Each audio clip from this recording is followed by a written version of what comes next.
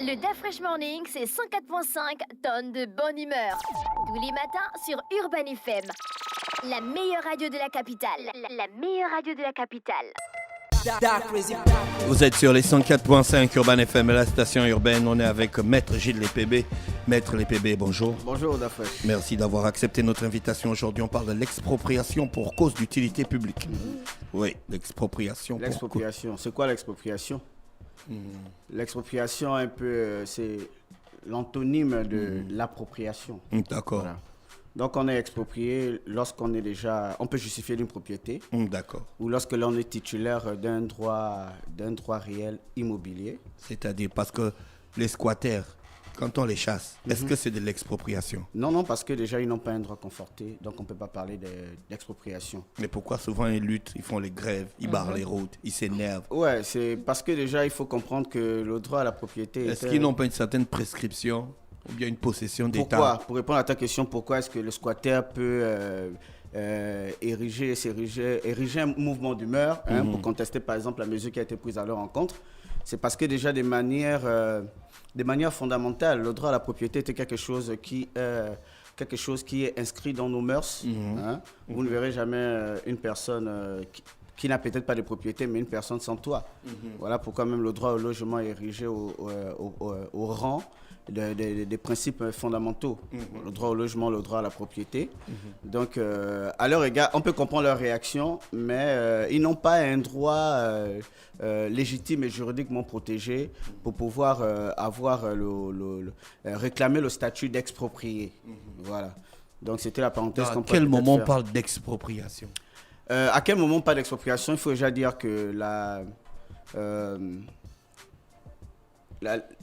la notion de législation au Gabon est encadrée par la loi 6/61 du 10 mai 1961 qui régit effectivement les circonstances dans lesquelles l'expropriation peut être faite, au même titre que les conditions dans lesquelles les servitudes peuvent être constatées. C'est l'article 1er et notamment de cette même loi-là qui dit que l'expropriation du meuble en tout partie ou de droit réel immobilier ne peut être fait en l'absence de déclaration d'utilité publique. Voilà. Intervenu à l'issue d'une enquête, ainsi que intervenu à la suite d'une enquête, qui donne la possibilité contradictoirement de déterminer les parcelles à exproprier, et ainsi que la recherche des propriétaires ou des titulaires de droits réels. Donc, les notions, c'est-à-dire l'article 1er en lui-même déjà détermine les conditions dans lesquelles une expropriation peut intervenir. On dit 1. L'objet, c'est-à-dire que cela porté sur un immeuble ou sur un droit réel immobilier. Ça ne peut être, l'expropriation ne peut être prononcée en l'absence d'une déclaration d'utilité publique. Celle-ci ne peut pas être prise alors qu'il n'y a pas eu une ouverture d'enquête qui va permettre de déterminer les parcelles à exproprier ainsi que rechercher les personnes qui sont titulaires de ces droits-là. Donc, il y a déjà des exigences d'ordre processuel, des exigences d'ordre formel, en l'absence desquelles une expropriation ne peut pas être dite régulière ou légale.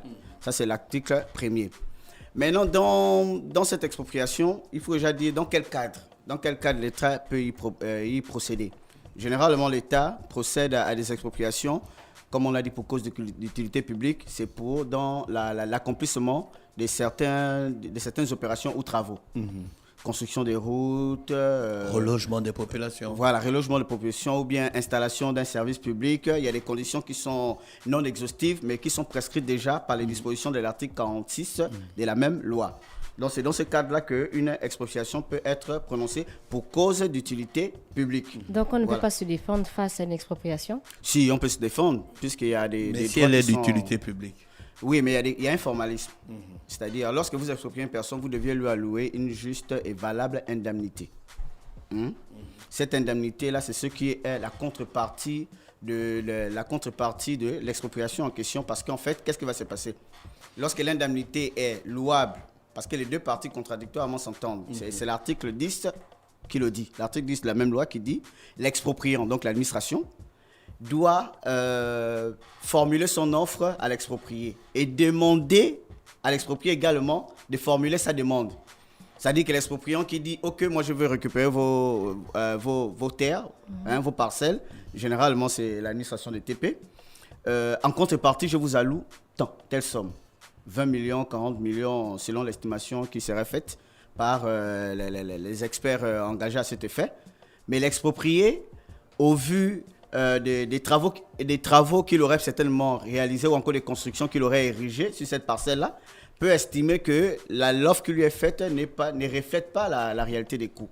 Donc, s'il ne parvient pas à un règlement amiable, à partir de ce moment-là, ils peuvent déférer la procédure devant le juge judiciaire qui, au moyen d'une enquête, des auditions et autres, peut également fonder sa conviction pour pouvoir arbitrer entre les deux parties. Donc, ce n'est pas unilatéral, c'est contradictoire. Et c'est l'article 1er qui le dit.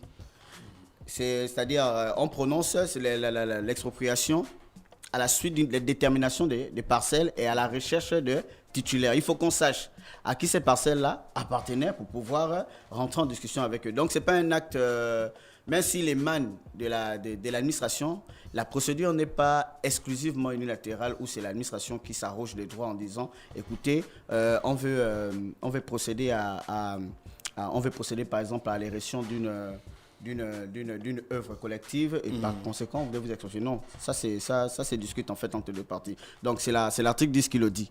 Les conditions dans lesquelles les offres sont faites.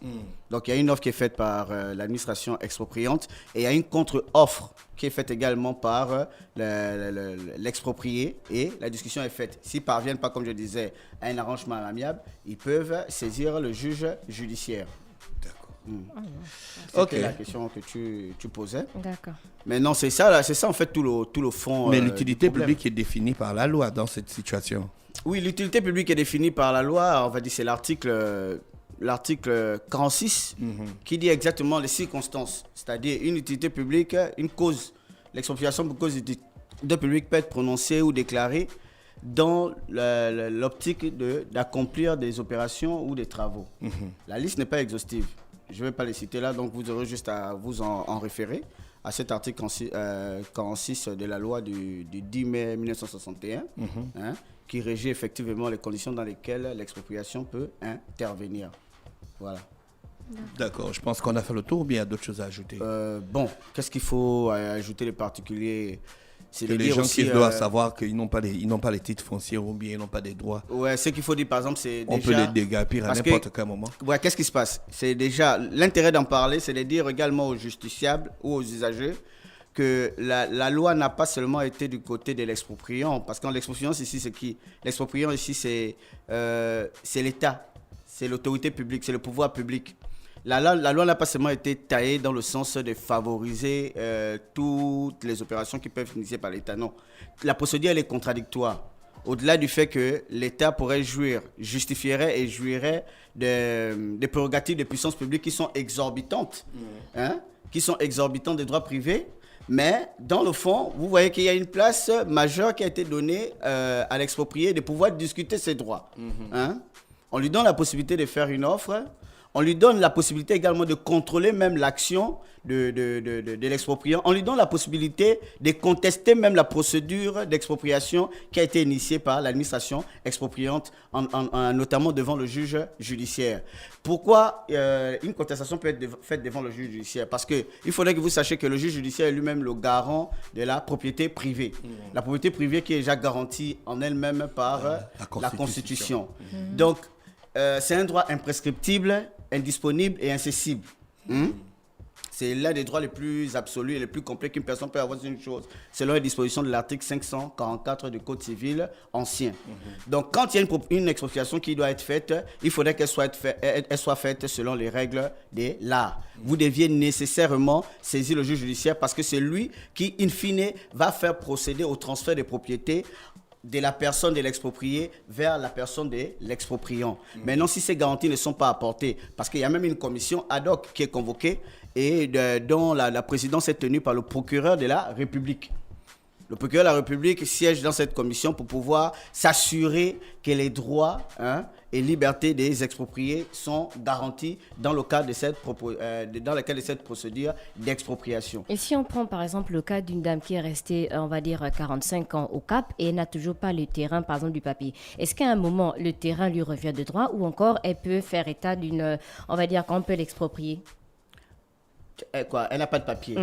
Oui, mais est-ce qu'à partir d'un certain temps, le terrain te revient obligatoirement ou en fait, là, on peut parler toujours d'expropriation? Prescription acquisitive. Qu'est-ce qu'il faut dire? Il y a... c'est une bonne question. Oui, le problème avec... réponds maintenant, réponds. Le chantier de répondre, oui. C'est-à-dire, il y a un principe en droit français où on parle de l'usucapion. Sauf que le mimétisme n'est pas également des mises au Gabon. En France, ça existe l'usucapion, la possession trentenaire de bonne foi. Vous avez été sur un lieu, vous y avez habité et vous êtes considéré par le corps social comme étant la légitime propriétaire. Sauf qu'en droit gabonais, en fait, la propriété ne se présume pas. La prescription En France, ça peut se présumer Oui. avec le mécanisme de l'usucapion, possession, acquisition trentenaire. Mais au Gabon, la propriété ne se présume pas, elle s'établit.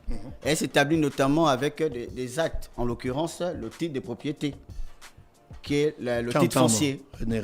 Voilà.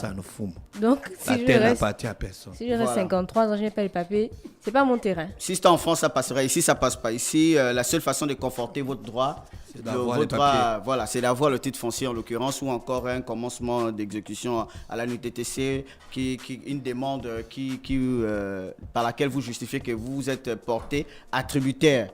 Voilà. Et si vous n'avez pas le titre foncier, vous pouvez au moins justifier d'un réquisitoire d'immatriculation dont la délivrance est faite par le président du tribunal, tribunal judiciaire. D'accord. Merci Gilles Lépébé avec nous ce matin sur les 104.5 Urban FM. La station urbaine, on parlait d'expropriation pour cause d'utilité publique. Restez connectés. On se retrouve dans quelques secondes avec l'horoscope des auditeurs. Le DAF Fresh Morning, c'est 104.5 tonnes de bonne humeur. Tous les matins sur Urban FM. La meilleure radio de la capitale. La meilleure radio de la capitale.